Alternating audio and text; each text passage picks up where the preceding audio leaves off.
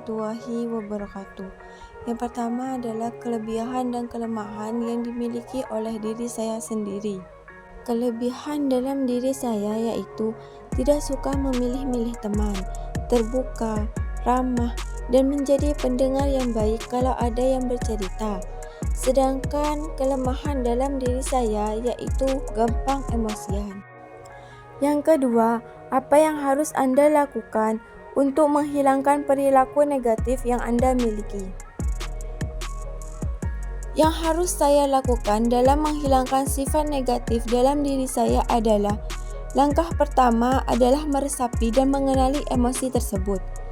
Kemudian, penting untuk memahami pemicu emosi tersebut. Apakah itu karena situasi tertentu, hubungan, atau faktor internal? Dengan pemahaman yang lebih dalam, saya dapat mulai mengubah pola pikir dan respon emosional saya terhadap pemicu-pemicu tersebut. Selanjutnya, mengembangkan keterampilan pengendalian emosi seperti teknik pernafasan, meditasi, atau relaksasi dapat membantu saya meredakan emosi yang kuat. Selain itu, berbicara dengan seseorang yang saya percayai, seperti seorang teman, anggota keluarga, atau seorang profesional kesehatan mental dapat memberikan dukungan dan wawasan yang berharga. Yang ketiga, kaitkan dengan sifat dasar yang harus dimiliki konselor. Sikap atau kepribadian seperti apa yang harus dimiliki konselor yang ada pada diri Anda? Saya memiliki sifat yaitu ramah dan pendengar yang baik. Tentunya memiliki kemampuan untuk menjadi sosok yang ramah dan pendengar yang baik. Dan sifat-sifat ini memiliki peran krusial dalam menjalankan peran seorang konselor. Sebagai seorang konselor yang ramah, saya dapat menciptakan lingkungan yang nyaman dan mendukung bagi klien, sehingga mereka merasa aman untuk berbicara tentang perasaan dan masalah mereka. Ketika klien merasa diterima dan tidak dihakimi, ini memungkinkan mereka untuk terbuka dan berbagi lebih banyak. Selain itu, menjadi pendengar yang baik adalah salah satu aspek paling penting dalam konseling. Dengan mendengarkan dengan penuh perhatian, saya dapat memahami sepenuhnya pengalaman klien, perasaan, dan pemikiran mereka. Ini merupakan kesempatan untuk merespon secara empatik dan memberikan dukungan yang sesuai. Ketika seorang konselor memiliki kemampuan mendengarkan yang baik, klien merasa didengar dan dipahami, yang dapat memperkuat hubungan konseling dan membantu dalam proses pemulihan mereka. Selanjutnya, keterampilan dasar konseling. Yang pertama, opening. Opening atau pembukaan adalah keterampilan atau teknik untuk membuka atau memulai komunikasi atau hubungan konseling.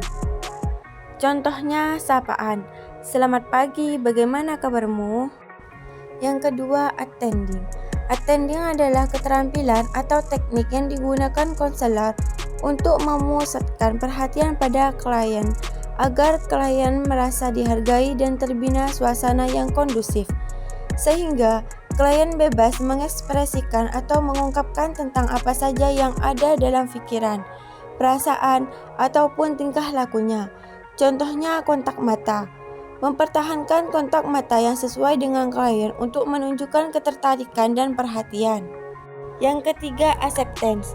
Acceptance atau penerimaan adalah teknik yang digunakan konselor untuk menunjukkan minat dan pemahaman terhadap hal-hal yang dikemukakan klien atau konseling.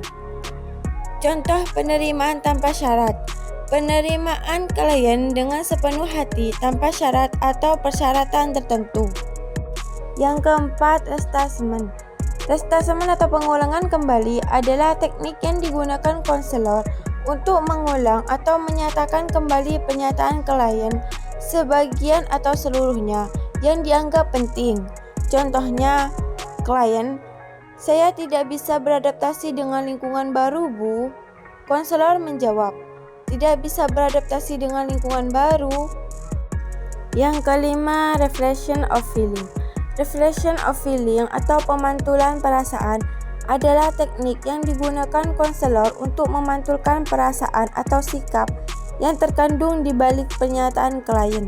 Contohnya, klien, "Pak, saya sudah belajar dengan giat sebelum menghadapi UN, tetapi nilai yang saya terima jauh di bawah yang saya harapkan."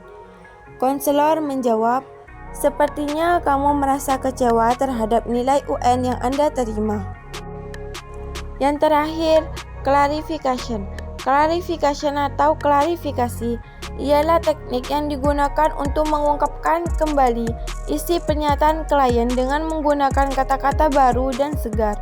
Contohnya, klien, "Begini Bu, saya sekarang ini dalam keadaan sulit. Setelah lulus nanti saya ingin mengambil jurusan ekonomi, tetapi ayah saya menginginkan saya jadi dokter."